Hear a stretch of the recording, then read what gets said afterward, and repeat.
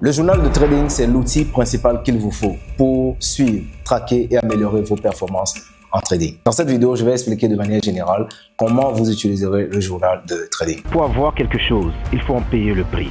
Tant que vous n'abandonnez pas, vous avez 100% de chance de réussir.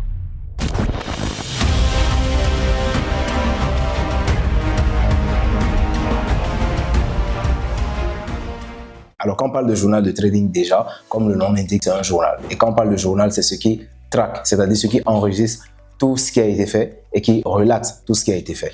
Donc, quand vous ouvrez le journal de trading, déjà, ce que vous allez voir d'abord, c'est le calendrier de toute l'année. D'accord? Le calendrier de toute l'année qui va vous permettre de savoir à peu près les jours et donc de marquer aussi, il y a un petit espace qui est devant où vous pouvez aussi marquer vos gains. OK, si vous avez fait des gains de $9,000, etc., tout ça, vous mettez ça dedans. Donc, ça va vous permettre d'avoir un aperçu de vos PNL journaliers, ok, chaque jour jusqu'au 31 décembre 2025. Maintenant, en dehors de ça, au début de chaque mois, vous avez une citation pour commencer le mois en toute tranquillité, donc pour vous booster un peu. Donc ici, par exemple, pour janvier, je mets, pour qu'un business se développe correctement, il faut noter tout ce qu'il y a à faire, tout ce qui doit être fait et tout ce qui a été fait.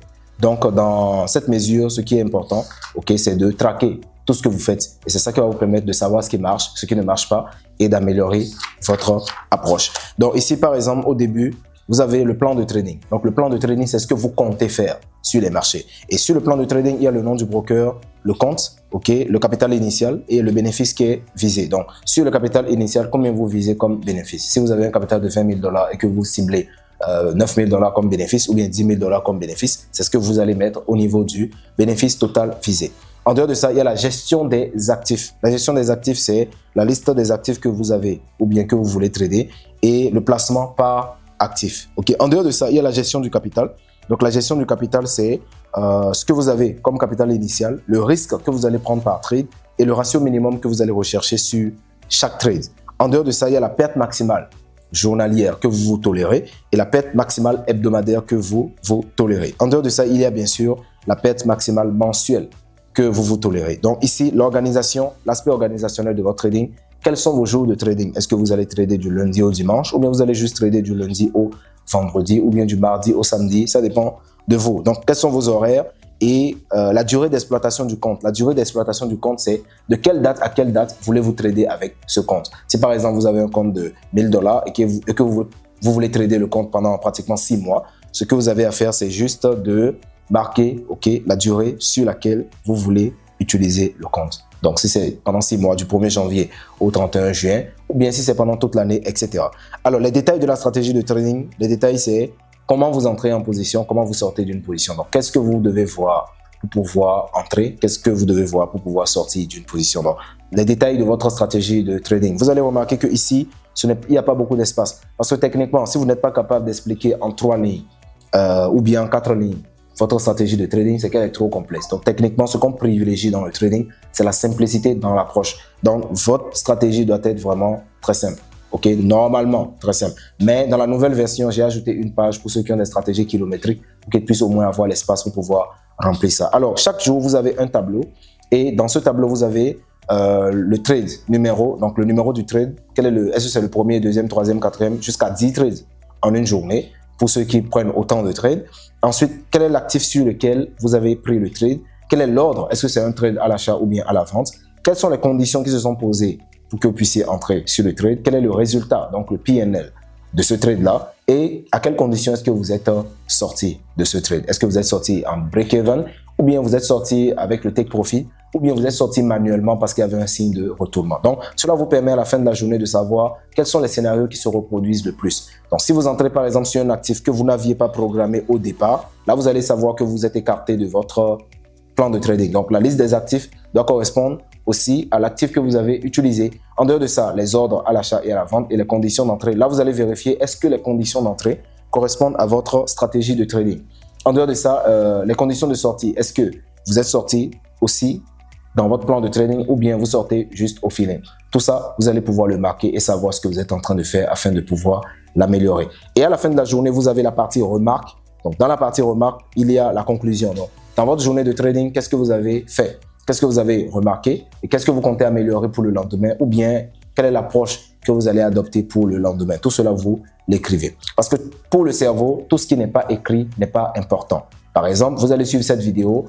La majeure partie de tout ce que je vais dire, vous allez oublier 80%. Vous allez oublier 80% de tout ce que je vais dire dans cette vidéo parce que vous n'avez pris aucune note. C'est vrai?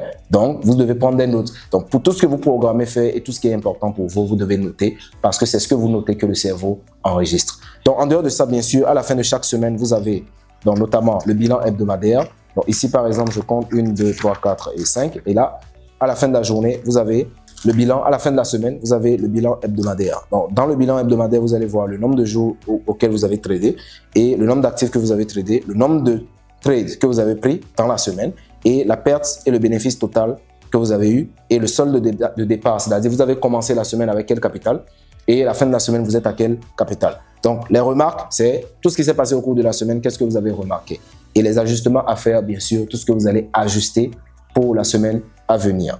Et à la fin du mois, vous avez, donc je vais janvier, février, mars. Donc, à la fin du mois de janvier, par exemple, vous avez le bilan mensuel. Donc, à la fin de chaque mois, vous avez le bilan mensuel. Et le bilan mensuel, à l'intérieur, vous avez une première case où on indique le solde de départ et le solde actuel. En dehors de ça, vous avez la courbe de performance. Alors, la courbe de performance, elle est très importante dans la mesure où vous allez comprendre comment est-ce que vos performances ont varié au cours du mois. Est-ce que c'est une performance en dents de scie ou bien une performance ascendante ou bien une performance descendante. Donc, la première semaine, est-ce que c'est négatif? Vous marquez un point. La deuxième semaine, est-ce que c'est neutre? Vous marquez un point. Et la troisième semaine, si c'est positif, vous marquez un point jusqu'à la fin du mois. Et à la fin du mois, avec une règle, vous tracez, vous reliez les points. Ça va vous permettre de comprendre votre courbe de performance. Alors, vous avez les bilans positifs, donc les remarques qui sont positives. En dehors de ça, les remarques qui sont négatives et les ajustements à faire pour le mois prochain. Et le mois qui suit, la même chose reprend. Donc, c'est-à-dire une citation pour commencer le mois, les tableaux journaliers pour chaque mois, le bilan hebdomadaire pour chaque fin de semaine et ensuite le bilan mensuel pour chaque fin de semaine. Donc, voilà de manière globale le journal de trading. Et à la fin de l'année, vous avez une case, donc disons après le 31 décembre, vous avez une case pour le bilan annuel. Donc, le bilan annuel, bien sûr, vous allez voir votre performance mensuelle. Donc, chaque mois, quelles sont vos performances et ensuite vos remarques et les nouvelles décisions que vous prenez pour l'année à venir. Ça sera important pour pouvoir ajuster vos manœuvres.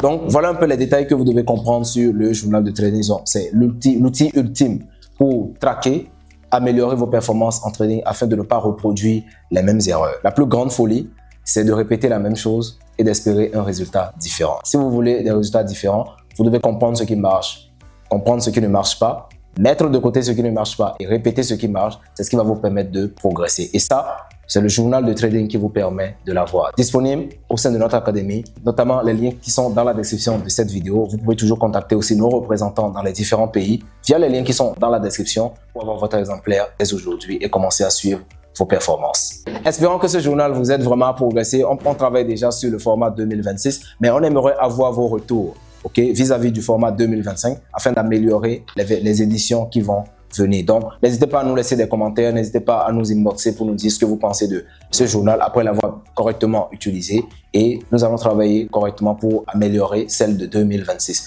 Donc, on vous souhaite vraiment bonne chance dans votre carrière de trading, beaucoup de profit en cette année 2025, surtout boostez votre business.